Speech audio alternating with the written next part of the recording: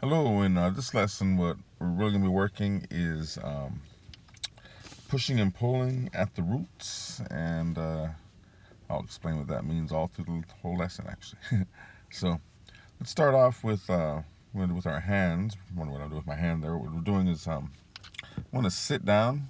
I can't demonstrate it right here at the moment, but sit down if you can with a little coffee table in front of you, or if you're standing up at a table, whatever table you can find. You want to lay your hands on the table and dig in. Your hands will actually be more or less in the same place, but you want to be trying to dig in, one hand one way, the other hand the other way. And do this for a while if you can. I'm going to practice that for a while. Here I'm explaining that what you'll be doing that with the feet later, okay? So go ahead and pause it and do it with the exercise with the hands, but then come back. And what you're going to be doing here is same idea. If you can, if you can go stand, if you can go like stand at a place at the table, this is a really good exercise to do. If not, you can just imagine the table's there, and you're pushing and pulling with the feet.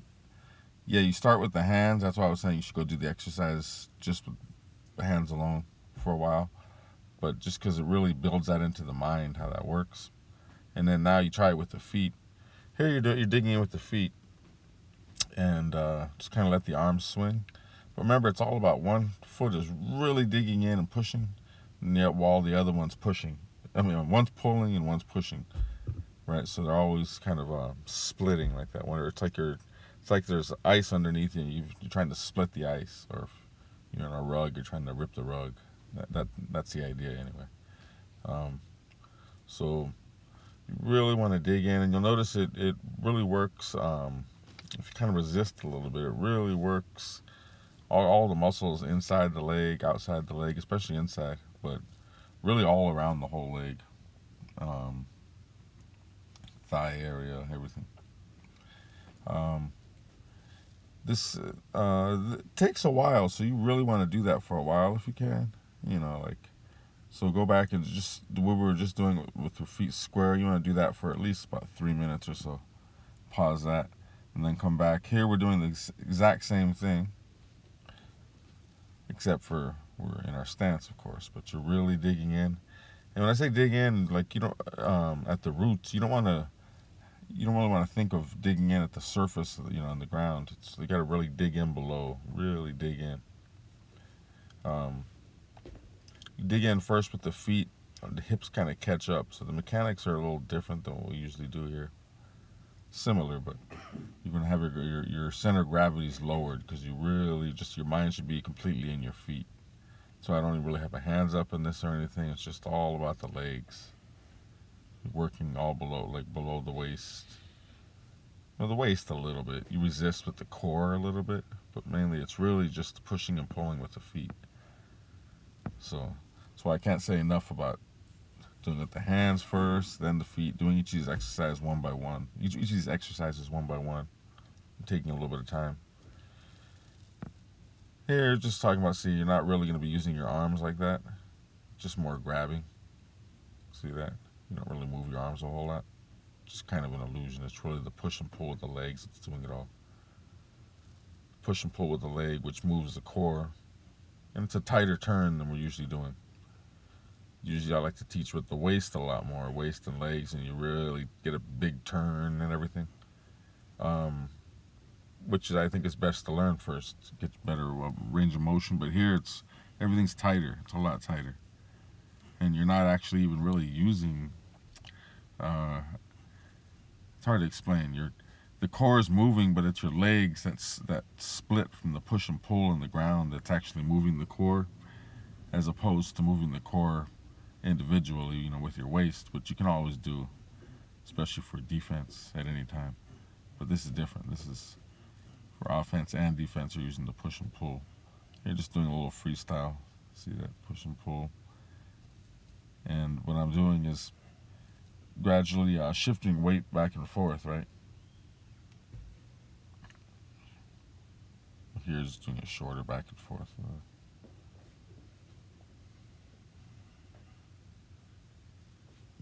So they're just explaining how a jab can be. You can jab off of a push and pull real easy, but just don't get don't think about what the arms doing here. It's really the legs. It's all really the feet, not even the legs. It's all the feet here.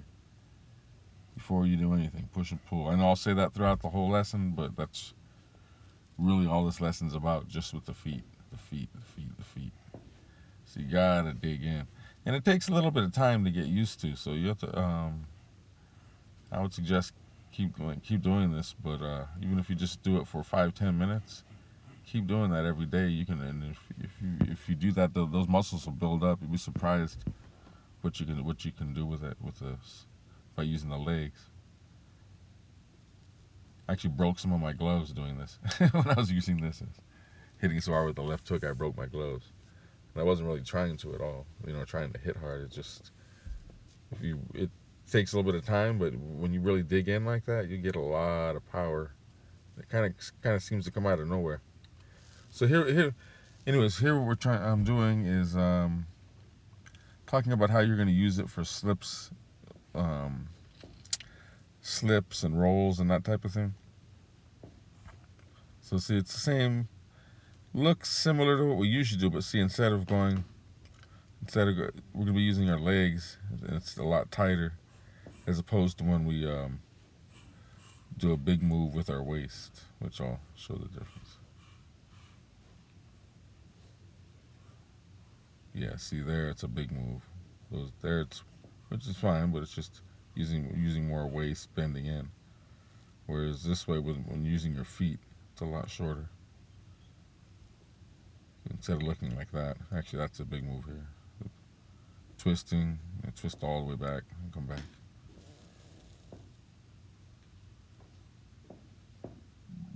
Here, when you're pushing and pulling with the feet, see, it looks a lot different. It's almost like you're like when you're using a triangle. I'll explain that soon, but you're kind of sharpening the triangle. We'll go into that in a minute. But I'm not sure if you see the difference here, right? So instead of a big turn, just using the legs, makes a lot shorter circle. Which, when you're actually using it, it's going to come out a lot quicker, a lot more efficient, since it's so much shorter.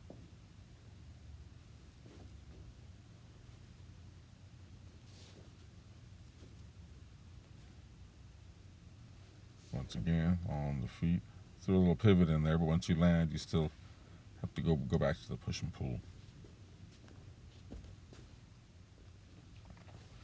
Now, here, actually going back to the very beginning part, which was push and pull, to go back to that, to go back to pushing and pulling and thinking of really digging into the roots.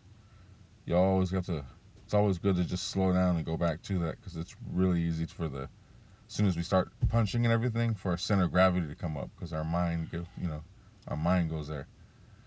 Gotta keep your mind in the ground. Dig in.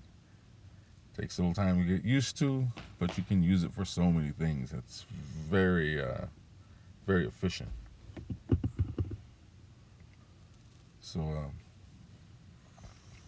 anyways, back to the push and pull, and then here you want to remember with the triangle.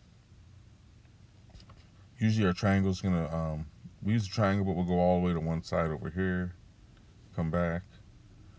Here, you're pushing and pulling with just barely putting the triangle on one side, just a little bit, right? Not doing really anything with the upper body. It's really just the lower body doing a very small move, and the upper body kind of just catches up little by little. And then coming back with just a real basic punch. It's not exactly a upper, it's kind of half upper, half hook. And these punches, the way I'm throwing them, it could really be, with this move, you can come back with anything, any kind of hook, really. Here, sort of throwing like a 45 angle in between a hook and uppercut. But actually, that really has nothing to do with the move. The move is all for pushing and pulling the legs. The punch really means very little on this part. Just countering your body coming back, kind of like It'll come back kind of like a rubber band or something, winding it up and then it comes back. Same thing here.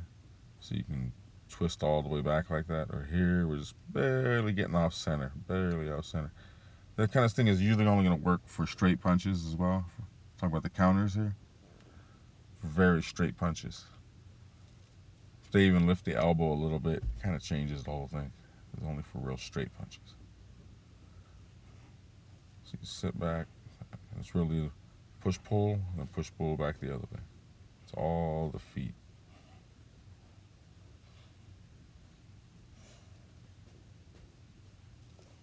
Well, I'll keep saying it because really that's all this move was about, is with the feet. Without that, it's just kind of a, it's just not the same at all. It's kind of the whole engine where all the power is coming from is that push and pull that we're doing at the beginning. So keep that up. Keep really digging in. You want to keep your, the only way to stay really digging in, keep your mind there, is to dig in, like think of maybe going 2-3 feet into the ground. Really dig in. Here I'm doing it with my hands on my hips to kind of remind myself that that's where all the move is happening. The upper body is really just sitting down on this one and just kind of just sitting down, letting the lower body do all the work. Same idea here. Really got to keep your mind in the ground, digging in, digging in.